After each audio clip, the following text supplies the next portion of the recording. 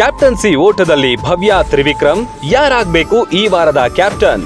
ಭವ್ಯ ಅವರು ಬಹಳಷ್ಟು ಜಾಗದಲ್ಲಿ ನನಗೆ ಪಾರ್ಶಲ್ ಆಗಿ ಕಂಡಿದ್ದೀರಾ ನೀವು. ಹೋದ್ವಾರ ನನ್ಗೆ ಅನ್ಸಿದ್ದು ಎಲ್ಲೋ ಒಂದ್ ಕಡೆ ತುಂಬಾ ಡಲ್ ಆಗಿದ್ರು. ಟಾಸ್ಕ್ ಇಲ್ಲದೆ ವಾರದ ನಾಯಕನ ಆಯ್ಕೆಗೆ ಬಿಗ್ ಬಾಸ್ ಮಾಸ್ಟರ್ ಪ್ಲಾನ್. ಪದಗಳು ಬರುತ್ತೆ, ತುಂಬಾ ಕಿರ್ಚ್ಕೊಂಡವ್ರೆ, ಪೆನಲ್ ಕೊಡ್ರಿ. ಆ ಪದಗಳು ನನಗೆ ತಗೊಳ್ಳೋ ಶಕ್ತಿ ಇಲ್ಲ. ಬ್ಲಾಕ್ ಸ್ಪ್ರೇ ಹೊಡೆಯುವ ಮೂಲಕ ಭವ್ಯ ವಿರುದ್ಧ ತಿರುಗಿ ಬಿದ್ದ ಸ್ಪರ್ಧಿಗಳು.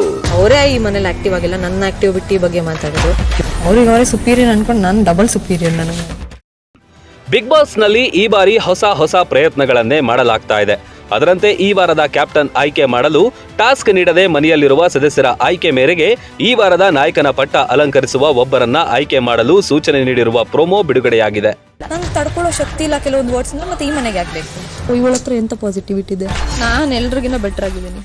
ಹೌದು, ಈಗಾಗಲೇ ಬಿಗ್ ಬಾಸ್ ನಲ್ಲಿ ಈ ವಾರ ಕ್ಯಾಪ್ಟನ್ಸಿ ಓಟದಲ್ಲಿ ಭವ್ಯ ಗೌಡ ಹಾಗೂ ತ್ರಿವಿಕ್ರಮ್ ಫಿಕ್ಸ್ ಆಗಿದ್ದಾರೆ. ಇವರ ಪೈಕಿ ಒಬ್ಬರು ಕ್ಯಾಪ್ಟನ್ ಆಗುವುದು ಪಕ್ಕಾ ಆಗಿದೆ. ಆದರೆ ಈ ಬಾರಿ ಕ್ಯಾಪ್ಟನ್ಸಿಗೆ ಟಾಸ್ಕ್ ನೀಡ್ತಿಲ್ಲ.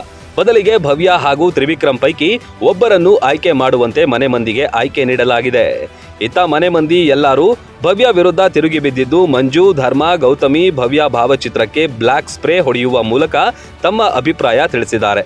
ಇನ್ನೊಂದ್ ಕಡೆ ತ್ರಿವಿಕ್ರಮ್ ಅವರು ಕ್ಯಾಪ್ಟನ್ ಆಗುವ ಸಾಧ್ಯತೆ ಇದೆ ಅಂತ ಅನೇಕರು ಅಭಿಪ್ರಾಯ ಪಟ್ಟಿದ್ದಾರೆ.